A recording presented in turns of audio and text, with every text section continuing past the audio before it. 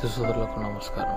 ఇక్కడ మనం చూపిస్తున్నటువంటి మొక్కజొన్న పంటలో ఫాస్ఫరస్ మరియు ఇతర చిన్న చిన్న సూక్ష్మ స్థూల పోషక లోపాలన్నిటివి మనం చూపిస్తున్నాం.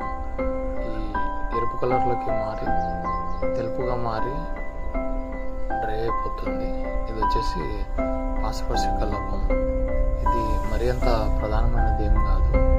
మనము డౌన్ సైడ్ ఫర్టిలైజర్లు అనేది సరిగ్గా వేసుకుంటే దీన్ని మనం నివారణ చేసుకోవచ్చు. అయితే ఈ విధంగానే ఉండాలని ఏం లేదు. దీంతో పాటుగా మనము అప్పుడప్పుడు ఈ